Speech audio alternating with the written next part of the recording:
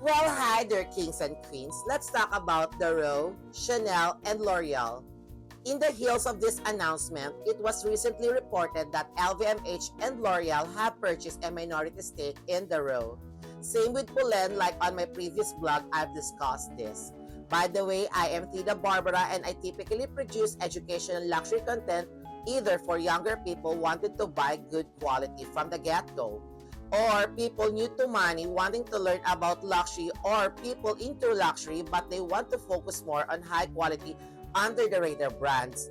But from time to time, video like this, I like to deviate a little away from the script and talk about subjects that are either trending or topical but still within the luxury space.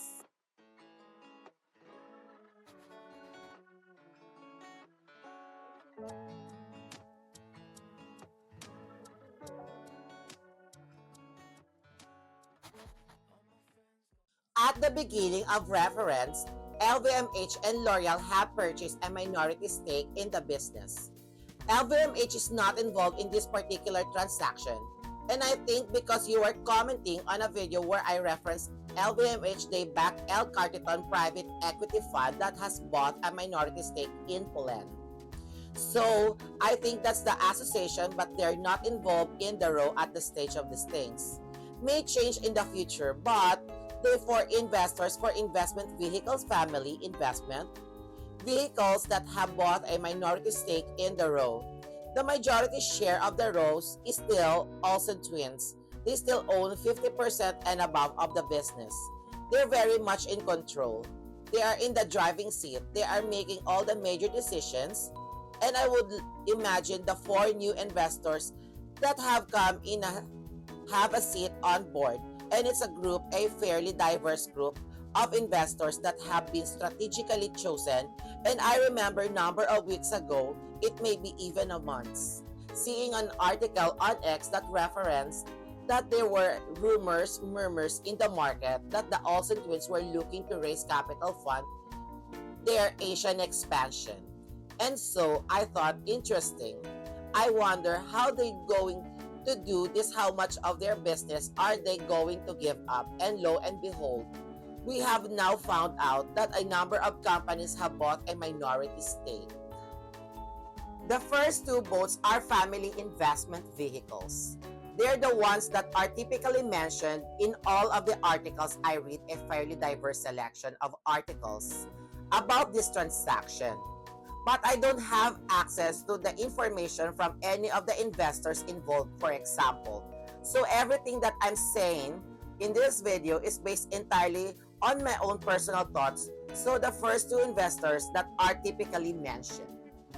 There is the owners of Chanel and L'Oreal. Ace owners of Chanel are the Wertheimer brothers, and they have investment through their family office.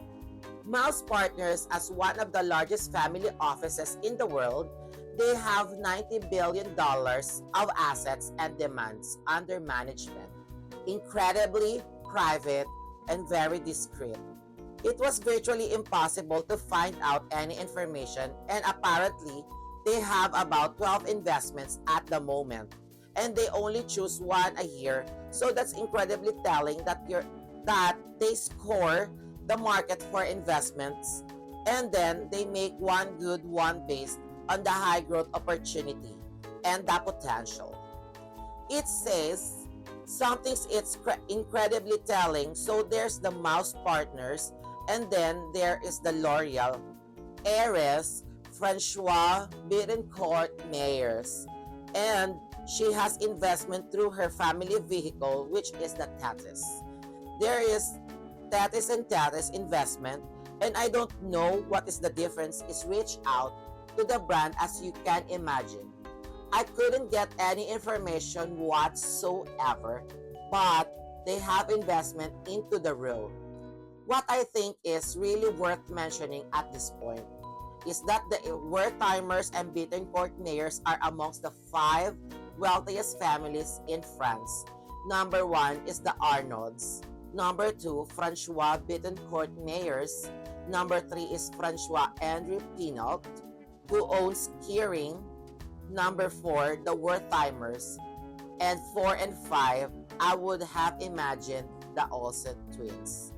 Put word out about wanting to raise capital, so they have had a number of suitors who would have approached, and they had a meeting with them, and they have discussed their thoughts are what they like to do and what they want to raise the capital, and seeing whether the suitors was good fit and they able to really help with whatever it is they were trying to achieve. I'm a little surprised, but obviously, as I said, I don't have access to any information. I would thought Bernard Arnold of LVNH and Kering Francois Henry Pinault would have invested in the row because it's a fantastic brand to bolster their respective portfolios. Their portfolios are very heavy on an aspirational brand economy is jittery. At the moment, and with aspirational brands, you'll find when the economy is jittery, consumers either downsize or they switch to something else. Their brand are typically not doing as well at the moment, and therefore I'd have thought they would want to bolster with brand or two. That's doing incredibly well regardless of how jittery the economy is. You have brands like Hermes, Chanel, Loro Piana that are doing fantastically well. I mean, Loro Piana is owned by Louis Vuitton Moet Hennessy. But another brand doesn't hurt, and one that's strategically chosen that really has a lot of potential. So I honestly thought Kering and LVMH would have been involved. Maybe they approached and maybe they thought it wasn't a good fit. The third is the Imaginary Ventures. It's owned by Natalie Massanet and Nick Brown. There's the co-founders. Natalie Massanet is a lady who has well known and respected, myself included, for starting Net-a-Porter, a luxury online retail at a time where it wasn't easy, but she went on to build an incredible, successful online retailer that went on to become a trailblazing online luxury retailer. And Imaginary Ventures is a company that's focused on investing money in business opportunity, but they also bring real-life industry work experience to the table as well. And if rumors are to be believed about their Asian expansion, well, then definitely Natalie Massanet. 4. Investors is a company called St. Dominic's Capital, and it's founded by Lauren Santo Domingo. She is behind Moda Operandi, an American luxury online retailer. So again, if there's expanding into Asia, that would be a very good fit. So it's a fairly diverse selection of investors. Chanel and L'Oreal complement each other very well, just like St. Dominic's Capital and Imaginary Ventures. Chanel is one of the foremost when it comes to luxury brands. One of the most successful, a brand that many luxury consumers aspire to, and it's a brand you either love or hate.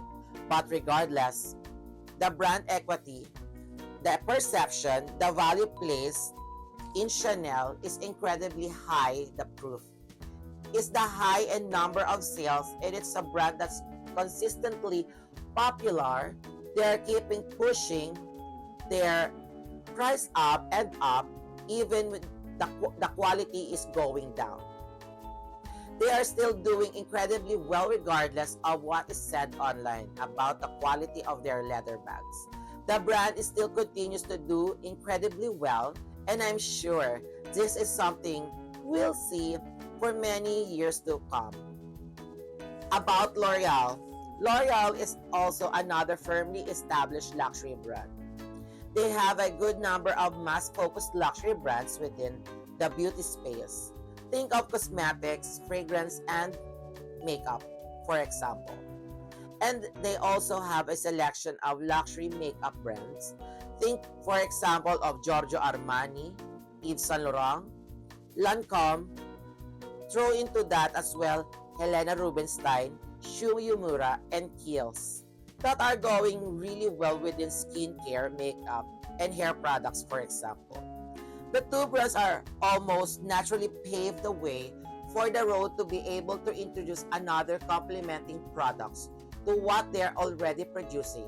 They're already producing a lot of women's wear. They do have a little bit of menswear as well, which has a lot of scope for further development, but they could also add beauty products across the board. Whenever I'm asked my thoughts about the role, Toteme is a brand that's fast becoming a lifestyle brand they've gone, and I wouldn't be shocked on the near future if they also introduce homeware and so the role. I see them doing something like that. It's a natural progression, and to be able to work with brands that are established, that are the areas that would be a good fit, and they are doing incredibly well. To me, is a no-brainer as to why the possibly could be together. L'Oreal and Chanel introducing complementing products that can add. L'Oreal and Chanel introducing complementing products that they can add on as brand extensions. And also, there are two brands that are incredibly well established, thriving, and would be as great mentors to the row. When I look at St. Dominic's Capital and Imaginary Ventures, they're lots more focused on the luxury online retail space. As many of the people will know, it's a space really struggling at the moment. High-profile closures, things of matches, a brand I've personally had problems with, Farfetch, is also struggling. You also have Net-a-Porter owned by Richmond, which they're desperate to sell off, but you have Moda Operandi, for example, that's under St. Dominic's Capital. There's also Essence and also My Theresa. They are three online luxury retailers that are doing incredibly well, and why they're doing well is they're focused on a particular group. They've targeted a specific group, and they've done an absolutely amazing job. Where areas, Farfetch and Matches, for example. Another example is Yoox. They don't target a specific group. They're just open market, and anybody would like to luxury products, you have their products. For the taking, they don't tailor any of their marketing. Their products, they don't curate collections or their service to a particular audience, like a case study focused around My Theresa. They focus on the top-end consumers. They provide them with exclusive products experiences they wouldn't otherwise get anywhere else. And that is all provided with absolutely outstanding customer service. That is what Sense does for the Gen Zs and Moda Operandi. Thus, for runway watchers that whose their targeted audience is with carefully curated selection and the most amazing, outstanding customer service, they have continued to do incredibly well. Where a lot of other online retailers are really struggling, that are made me think, of course, these two funds would be instrumental in helping them gain transaction within the Asian market is it makes it an easier landing it comes to open a stores, which is very expensive, versus selling online. It's easier to get into a lot of other markets apart from Asia and also Europe, where they are doing incredibly well. The row only has 3 stores in the world. 3 are in the United States, West Coast, East Coast, and the Hamptons. And they have one other store in London, and they opening another store apparently in Paris. But they're popular in Europe. They have no presence in Switzerland, Germany, Spain, Italy, or any other Western European markets. For example, that would really thrive and appreciate their products, and in Asia is zero presence. So coming in through the online route, someone like Natalie Massanet, who is a seasoned professional when it comes to entering a new territory, starting a new business, and being able to really get stuck in when things get tough establishing an online presence. And then you have Moda Operandi who come in a fine tune how it's done, how do you do, target your specific audience, how do you tailor the products from the road, but they'd also be incredible, helpful when it comes to seasoned professionals within the retail space. Regardless of online presence, how you enter a market, how you target the audience, how it's done, and then they have led by example and led companies that have gone on to the becoming incredibly successful. The Row is a brand I have a lot of respect for about a year ago, maybe 18 months ago, and I remember watching a video I so found it's through something else, and when I tried to go back and find the video again, I simply couldn't find it. But I remember thinking what has really made the difference for the Row is the fact that they have an absolutely outstanding advisors who have been able to put together and launch and maintain a brand incredibly well.